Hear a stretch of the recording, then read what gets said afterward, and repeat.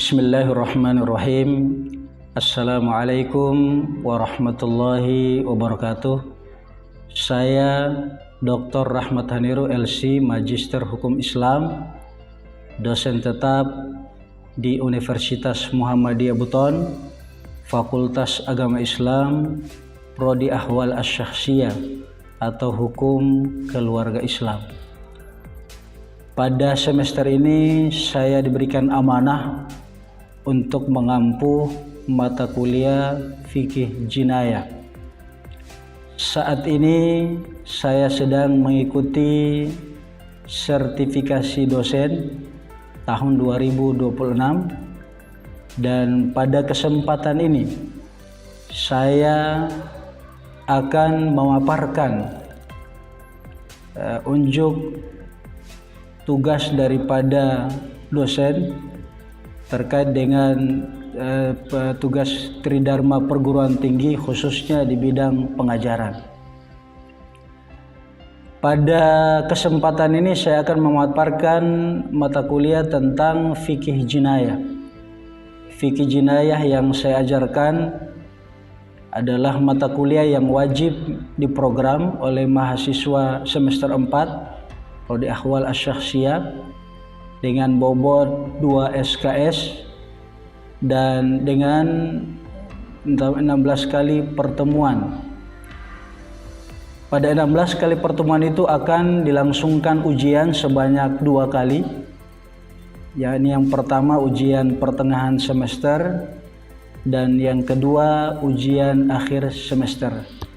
Deskripsi singkat daripada mata kuliah ini bahwa dalam mata kuliah ini akan dibahas tentang konsep dasar daripada fikih jinayah, yakni yang berkaitan dengan definisi daripada fikih jinayah baik dari segi bahasa maupun istilah.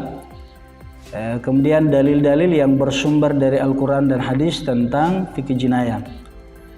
Termasuk juga yang akan diajarkan dalam mata kuliah ini yakni mencakup jenis-jenis daripada tindak pidana, aspek-aspek hukum acara jinayah, metodologi hukum perkara jinayah, kategori hukuman bagi pelaku jinayah, dan termasuk tindak pidana yang saat ini berkaitan dengan kejahatan-kejahatan yang ada pada masa kini, kontemporer, misalnya seperti cybercrime, kejahatan di dunia maya, money laundering atau pencucian uang, dan termasuk illegal logging atau pembalakan secara hutan secara liar. Capaian pembelajaran daripada mata kuliah ini yakni diharapkan dengan belajar mata kuliah fikih jinayah, mahasiswa mampu mendefinisikan fikih jinayah baik menurut istilah maupun bahasa. Juga diharapkan dengan mata kuliah ini mahasiswa mampu menerapkan aspek-aspek hukum acara dan jinayah dan asas dasar-dasar daripada metodologi hukum. Juga diharapkan dengan mempelajari mata kuliah ini mahasiswa mampu menunjukkan perbedaan kategori hukuman yang diberikan kepada pelaku jinayah, yakni meliputi hudud, qisas, dan ta'zir. Dan juga diharapkan mahasiswa mampu menganalisis permasalahan kontemporer dalam hukum jinayah terkait dengan money laundering, illegal logging, dan cybercrime. Dalam metode pembelajaran mata kuliah ini akan dilakukan dengan beberapa metode. Yang pertama ceramah, kemudian yang kedua dengan diskusi, debat, ya, ada penugasan di situ, diskusi kelompok. Yang ketiga dengan melakukan praktek, ya, dengan melakukan praktek bagaimana beracara hukum jinayah dalam persidangan. Kemudian bobot penilaian dalam mata kuliah ini mencakup beberapa hal. Yang pertama dari segi kehadiran, itu persentasinya 15%. Kemudian dari segi keaktifan dan termasuk penugasan itu 15%. Dari sisi ujian pertengahan semester bobot persentasenya 30%, dan dari ujian akhir semester 40%. Kemudian silahkan menyaksikan video pengajaran yang akan ditampilkan. Selamat menyaksikan. Assalamualaikum warahmatullahi wabarakatuh.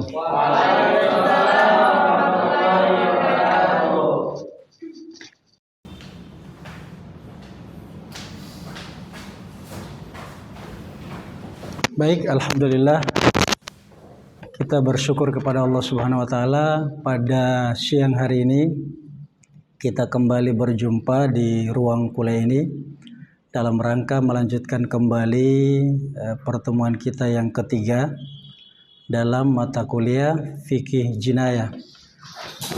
Baik, sebelum kita mengawali sebagaimana biasanya, mari kita sama-sama berdoa kepada Allah Subhanahu wa taala, mudah-mudahan Allah memberikan kita kemudahan pemahaman dalam mempelajari materi mata kuliah yang akan kita pelajari. Berdoa dimulai.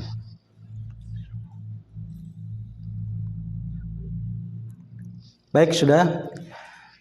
Sebagaimana biasanya pada pertemuan sebelumnya kita sudah membahas hal-hal yang berkaitan dengan mata kuliah fikih jinayah. Pada pertemuan sebelumnya kita sudah menjelaskan tentang apa definisi daripada fikih jinayah. Mungkin ada yang bisa menjelaskan? Coba acungkan tangan. Mungkin Nurhima, silahkan.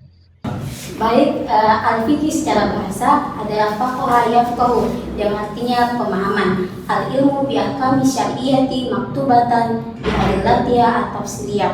Ilmu-ilmu yang tentang hukum syariat bersifat praktis yang memiliki dalil-dalil yang terperinci. Selanjutnya, jinayah dalam bahasa artinya janayah jinah, yang artinya pemberlakuan tindak pidana. Ya, baik. Jadi pada pertemuan sebelumnya kita semua sudah membahas dan menjelaskan tentang apa definisi daripada fikih jinayah ya. Fikih artinya al-fahmu ya. Artinya kita memahami. Tentunya yang dipahami di sini karena kita prodinya ahwal syakhsiyah, yang dipahami adalah ilmu agama. Dalam hadis Nabi Rasulullah SAW bersabda, "Mayuridillahu bihi khairan yufaqihu fiddin" ya. Barang siapa yang Allah kehendaki baginya kebaikan, maka akan diberikan pemahaman dalam agama. Sedangkan dari segi istilah fikih itu bisa didefinisikan dengan ilmu tentang hukum-hukum syariat yang bersifat praktis yang digali dari dalil-dalil terbaik.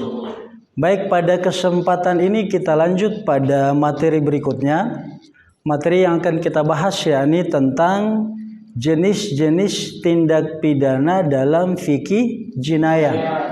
Jadi sebelum kita memulai, supaya lebih menambah keberkahan mata kuliah kita, mari kita sama-sama dengarkan salah satu ayat yang menjelaskan tentang kisos atau jinayah dalam Islam. Saya persilakan kepada Saudari Fitri untuk membacakan ayat tentang jinayah. Silakan.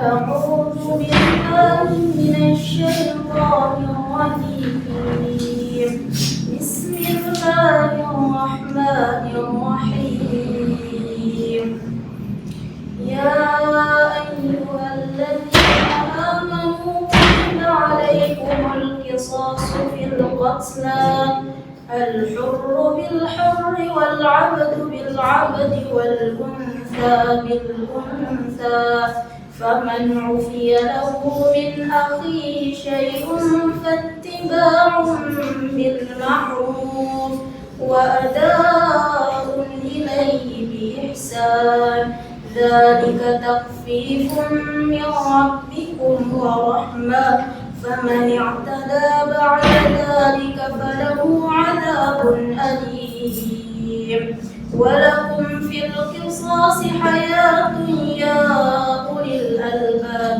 لعلكم تتقون صدق الله العظيم. Baik, tadi kita sudah dengarkan salah satu ayat yang menjelaskan tentang jinayah dalam hukum Islam. Kita mulai materinya.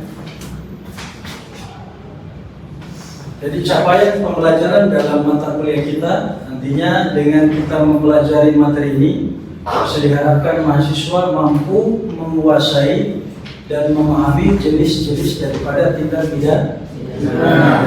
Misalnya dalam fikih jinayah seperti qisas, hudud, kemudian kemudian mahasiswa mampu mengidentifikasi dan menjelaskan tindak pidana dalam fikih jinayah, ya.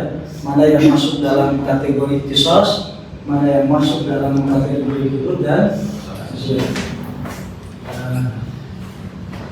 tujuan pembelajaran kita dengan diskusi nanti dan debat aktif.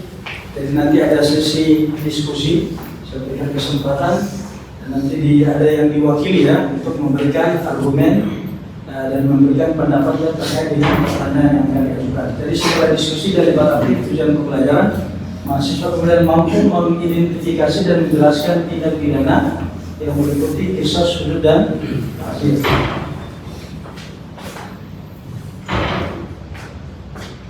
Baik, yang pertama dalam jenis-jenis tindak pidana ada namanya qisas, ya. Mungkin kalau yang belajar tentang hukum Islam ini tidak asing ya, bahwa ada namanya qisas. Apa sebenarnya makna daripada qisas? Ya karena berkaitan dengan hukum Islam ya berarti berasal dari bahasa Arab ya, akar katanya qassa yaqussu qassasan, yang bisa diartikan memgunting, menceritakan, ya, mengikuti, membalas. Sedangkan dalam istilah syariat Islam ada ulama yang mendefinisikan qisas itu dengan uqubatun muqaddaratun syar'an taqdi bi mu'aqabatil jani bimithlihi. Jadi semacam sanksi atau hukuman yang telah ditetapkan dalam syariat yang sanksinya setimpal dengan perbuatan pelaku kejahatan. Contoh ya, pembunuhan dibalas dengan pembunuhan, penganiayaan dibalas dengan penganiayaan. Ya. Jadi seperti yang dibacakan oleh saudari Fitri tadi, bahwa kutiba alaikumul qisasul qatla al-hurru bil hurri, bahwa kalau seandainya terjadi pembunuhan, kalau yang dibunuh itu orang merdeka, maka ya sebagai balasannya yang disanksi juga yang dibunuh orang merdeka. Kalau penganiayaan misalnya ada yang dibutakan matanya, maka dalam hukum Islam sanksinya juga dibutakan matanya, diberikan hukuman yang setimpal ya. Jadi qisas itu misalnya membunuh dibunuh. Ini dalam hukum Islam. Kita tidak berbicara tentang hukum yang berlaku di negara kita, tapi sesuai dengan hukum Islam. Yang congkel matanya orang juga dicongkel matanya. Berikutnya jenis yang kedua namanya hudud. Ya. Hudud itu secara bahasa dia merupakan bentuk jamak ya, atau plural dari kata haddun atau hududun, yang berarti batasan atau pembatas. Sedangkan dalam syariat Islam itu diistilahkan dengan, didefinisikan dengan al-uqubatul muqaddaratul syar'an allati faradallahu fi syariatil islamiyah. Jadi sanksi yang sudah ditetapkan dalam syariat Islam ketentuannya ya.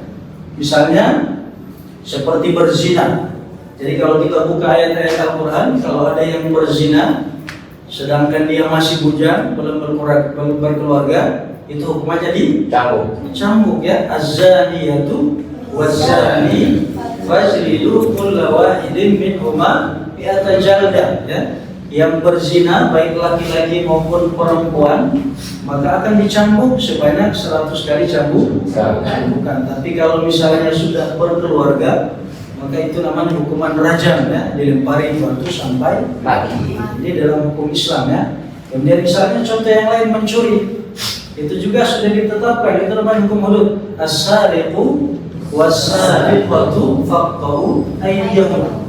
Jadi yang mencuri baik laki-laki maupun perempuan maka hukumannya dipotong tangannya dalam hukum Islam. Jadi yang penting hudud itu adalah segala perbuatan pidana yang ketentuan sanksi atau hukumannya sudah ditetapkan dalam syariat. Itu namanya hudud ya. Zina, pencurian, meminum khamar, minuman keras dan seterusnya. Baik, kita lanjutkan pada jenis berikutnya daripada jinayah dalam Islam ya. Jenis berikutnya yakni ta'zir. Ta'zir secara bahasa dari kata azzara yu'azziru ta'ziran. Bisa diartikan mencegah, menolak atau mendidik. Sedangkan dalam syariat uqubatun ghairu muqaddaratin syar'an fi syariatil islamiyah.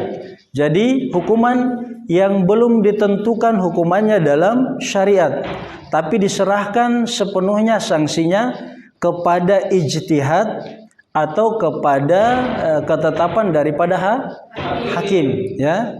Misalnya seperti sekarang ini ada pelanggaran-pelanggaran tertentu yang sudah digariskan sebagai pelanggaran tapi belum ditetapkan secara pasti hukumannya ya. Misalnya kita katakan seperti ada yang menghina orang lain ya, mencaci maki, itu kan termasuk melakukan perbuatan dosa, tapi tidak ada ketentuannya. Contoh yang lain juga seperti kita saat ini, misalnya ada pelanggaran rambu lalu lintas ya, lampu merah, itu kan ada hukumannya, dan hukumannya itu diserahkan sanksinya kepada hakim yang kemudian memutuskan, tapi tidak ada ketentuan yang jelas ya, apalagi terkait hukum Islam dalam Al-Quran maupun hadis ya. Kemudian ada pertanyaan yang saya ajukan di sini, ada 3 ya, yang nanti kita coba berdiskusi. Nanti dibagi ini di sini kelompok yang pro, di sini yang kontra ya. Jadi pertanyaan pertama, apakah orang yang membunuh memang pantas hukumannya dibunuh berdasarkan hukuman qisas? Nanti berikan jawabannya dan argumennya apa ya. Yang kedua, apakah hukum qisas bisa diterapkan di Indonesia? Qisas tadi ya, yang membunuh dibunuh, yang congkel matanya orang dicongkel juga matanya ya, itu namanya qisas. Kemudian yang ketiga, bagaimanakah pemberlakuan hukum jinayah terhadap non muslim di Aceh ya? Karena di Aceh itu perdanya syariah ya, peraturan daerahnya syariah, sehingga dia menerapkan hukum Islam walaupun tidak sepenuhnya ya.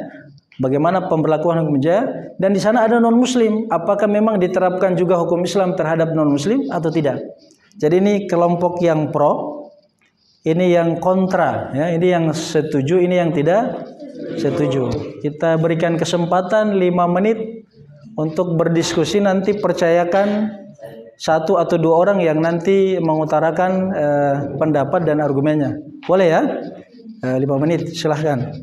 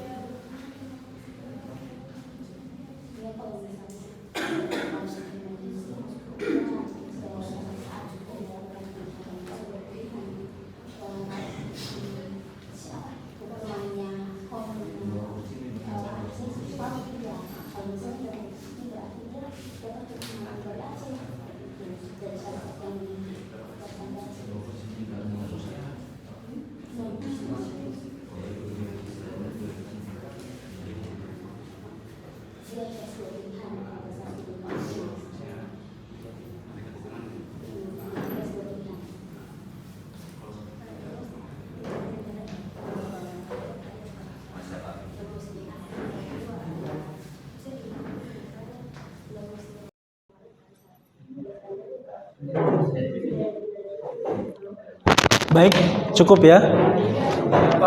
Ya.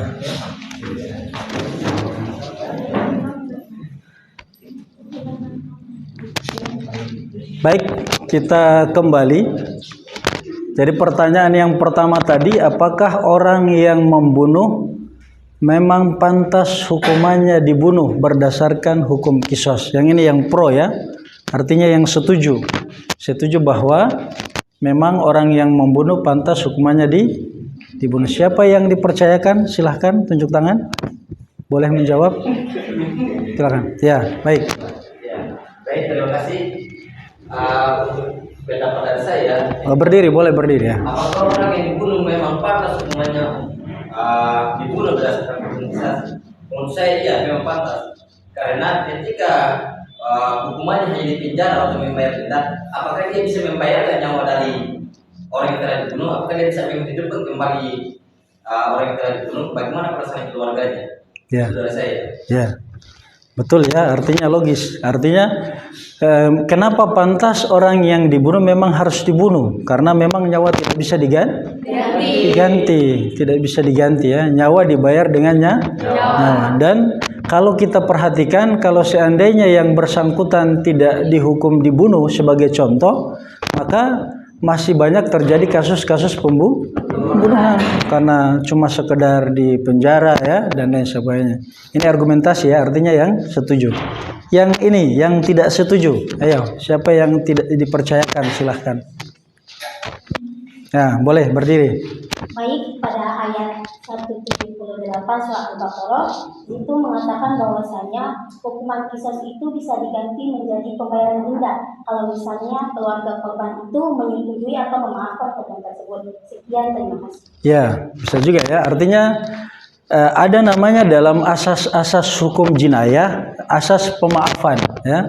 Maksudnya ketika yang bersangkutan melakukan pembunuhan, kemudian pihak keluarga korban merasa kasihan dan mengedepankan maaf ya, dari segi ini boleh, tapi tetap yang membunuh dibebani untuk membayar diat ya sebagai pengganti tadi ya. Tapi itu dari keluarga korban ya. Nah, kemudian pertanyaan yang kedua, apakah hukum kisos bisa diterapkan di Indonesia? Ayo, di sini tadi ya. Yang lain lagi, boleh berdiri. Yang pro, yang setuju, silakan. Ya. Ini boleh ya, setuju boleh, pro ya. Karena dengan kisos tersebut dia memberikan kepada efek jerah kepada pelaku-pelaku kejahatan seperti pembunuhan tadi agar perbuatan pembunuhan dan mengulang kembali begitu. Apakah bisa diterapkan di Indonesia? Jawabannya dia kalau bisa. Ya bisa. Alasannya tadi? Memberikan efek jerah kepada pelaku kejahatan. Ya boleh ya. Selanjutnya yang kontra, yang tidak setuju ya. Apakah hukum kisos bisa diterapkan di Indonesia? Yang lain lagi. Silahkan ya, berikan argumen. Silahkan berdiri. Boleh? Fitri atau siapa silahkan. Ayo. Atau Zain, nah silahkan. Ya, menurut saya hukum kisos tidak bisa diterapkan di Indonesia. Ya. Karena kenapa? Karena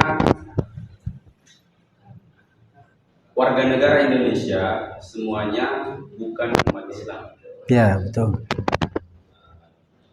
Jadi tidak bisa diterapkan hukum kisos di Indonesia karena tidak seluruh umat manusia yang ada di Indonesia itu beragama Islam. Jadi banyak agama yang ada di sini dan hukumnya juga kita itu bukan hukum Islam yang diterapkan. Ya betul ya. Jadi yang pertama tadi karena memang kita di Indonesia berbagai macam agama, tidak cuma umat Islam. Kemudian yang kedua memang hukum yang berlaku di Indonesia bukan berdasarkan hukum Islam ya. Kita ada Pancasila, Undang-Undang Dasar 1945. Jadi tidak berdasarkan hukum Islam ya. Kemudian pertanyaan yang ketiga ya. Bagaimanakah pemberlakuan hukum jinayah terhadap non muslim di Aceh? Di Aceh sebagaimana yang saya sampaikan tadi, perdanya syariah. Otomatis dia menerapkan hukum Islam tapi tidak sepenuhnya. Ya, yang pro ya. Bagaimana terhadap non muslim? Kalau setuju diberlakukan apa alasannya ya? Silahkan mungkin siapa yang mewakili? Ya. Menurut saya itu harus berlaku sama terhadap muslim juga. tersebut adil. Karena kalau seandainya cuma berlaku di muslim saja, berarti para non muslim berarti bebas untuk melakukan apapun kesalahan itu. Ya betul ya. Jadi kalau seandainya tidak berlaku ya berarti cuma muslim saja mereka bebas melakukan. Makanya dalam hukum pidana namanya asas teritorial. Ya mungkin pernah belajar di hukum positif juga ya. Asas teritorial itu artinya ketika kita tinggal di suatu daerah negara, maka kita harus patuh kepada hukum yang berlaku di negara itu. Karena Aceh perdanya syariah, maka harus menerapkan hukum Islam, dan orang yang tinggal juga di situ harus tunduk kepada hukum Islam termasuk non muslim. Ya, yang ini yang tidak setuju silahkan. Ya. Jadi untuk yang ketiga ini saya kurang setuju Pak, karena ada juga disebutkan bahwasanya kan di Aceh ini dia melakukan konon. Nah dalam konon itu ini peraturan daerah yang dibuat langsung oleh Aceh, yang mana di situ orang non muslim bisa dipilih apakah dia mau ikut hukumnya Aceh atau UHP nasional. Ya bagus ya. Jadi ada juga dalam konon Aceh disebut asas penundukan diri. Jadi asas penundukan diri maksudnya non muslim bisa memilih apakah mau diterapkan hukum Islam kepadanya atau mau diterapkan hukum pidana umum ya. Mereka diberikan pilihan. Kenapa mereka diberikan pilihan? Yang pertama ya karena mereka bukan muslim. Bagaimana diterapkan hukum Islam kepada mereka ya. Padahal kan negara menjamin kepercayaan masing-masing ya. Yang kedua ya kalau memang mereka memilih hukum Islam silahkan. Itu pilihan mereka ya. Kemudian kita lanjut pada terakhir kesimpulan dari pertemuan kita pada kesempatan ini ya. Ada 3 poin ya. Mungkin saya minta kalau ada yang bisa memberikan kesimpulan singkat terkait dengan materi kita pada kesempatan ini, silahkan, boleh. Ada yang bisa memberikan kesimpulan, berdiri? Ya, silahkan. Siapa? Ya, apa kesimpulannya?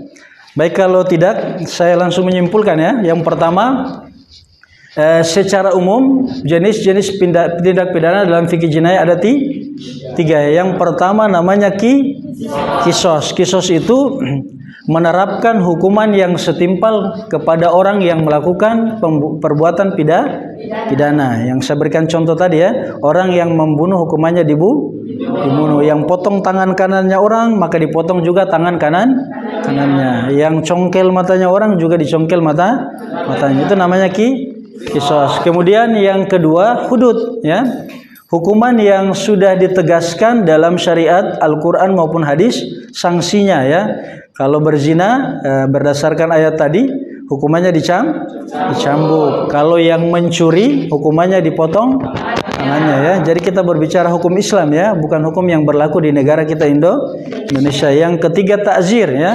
Hukuman yang telah ditentukan dalam syariat, yang belum ditentukan dalam syariat, tapi diserahkan sepenuhnya ketetapannya kepada hakim. Hakim yang memutuskan bahwa hukumannya seperti ini, tindak pidana seperti ini, karena belum ada ketentuan dalam Al-Quran maupun hadis. Saya kira bisa dipahami ini materi kita pada pertemuan ini.